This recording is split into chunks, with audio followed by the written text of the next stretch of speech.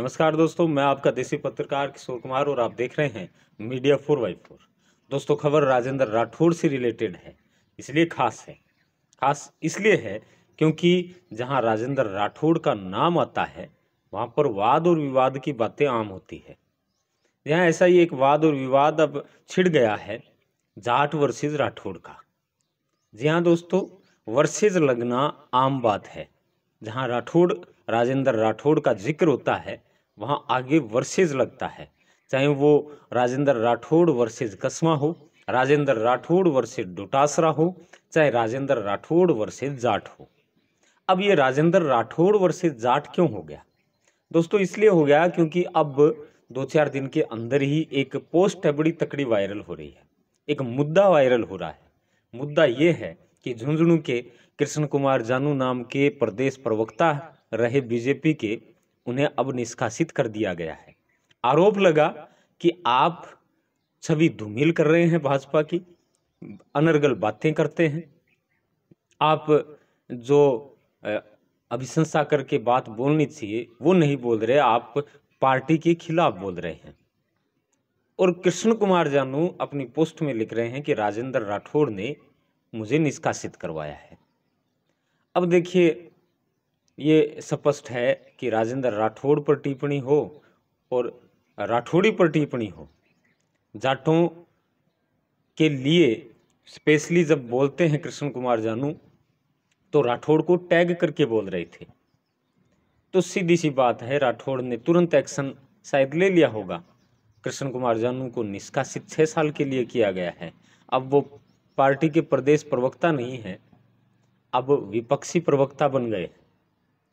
विपक्ष के लिए अब वो काम करेंगे, जो पार्टी में रहकर उन्होंने जो चीज़ सीखी है वो अब विपक्ष के लिए काम नहीं करेंगे।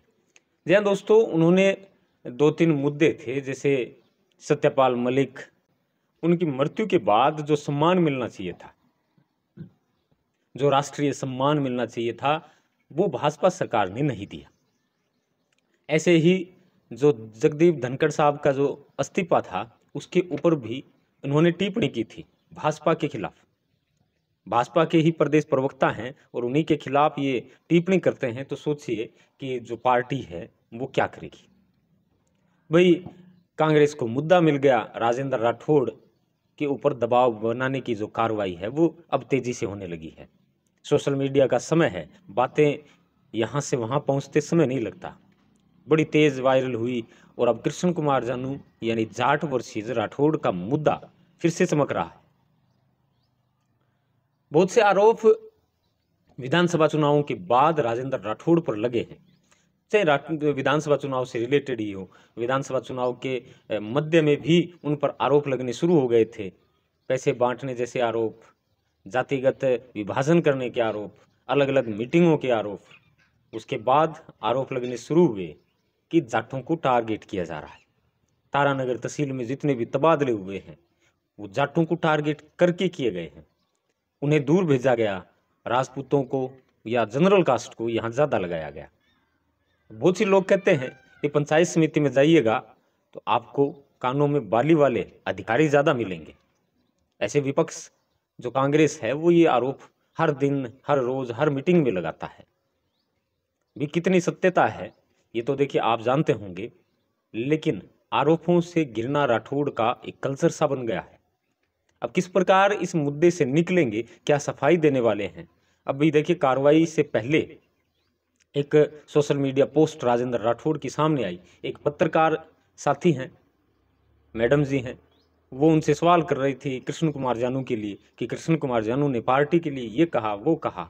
राठौड़ ने उस समय उसी इंटरव्यू के अंदर कहा भी है कि जल्द से जल्द भाजपा इस पर कार्रवाई करेगी और जो उचित निर्णय होगा वो लिया जाएगा। तो ये निर्णय ले लिया गया, 6 साल के लिए निष्कासित कर दिया गया। अब ये 6 या 7 का मतलब ही खत्म है, क्योंकि उन्होंने अब पार्टी भी छोड़ ही दी है। जो खिलाफ हो जाए वो पार्टी से निष्कासित हो जाता है अपने आप ही। तो ऐसे कितने मामले और आने वाले हैं, क्योंकि अब आगे पंचायत चुनाव होने हैं। माहौल वैसे भी धीरे धीरे गर्म हो रहा है, राजनीति उल्ट फेर पहले से ही चले आ रहे हैं। अब भाई जाट वोट बैंक है वो पहले से ही टारगेट करके बैठा है राठौड़ को। तारानगर में पहले से ही टारगेटेड हैं राजेंद्र राठौड़, पराक्रम सिंह राठौड़ और अन्य जितने भी पार्टी के नेता हैं, चाहे वो तारानगर के हों या भालेरी के इर्द गिर्द के क्षेत्र हों, टारगेटेड हैं। किस प्रकार लोगों को मनाएंगे राजेंद्र राठौड़, किस प्रकार वोट बैंक तैयार करेंगे, क्योंकि समय कम है, वोट नज़दीक है, चुनाव नज़दीक है।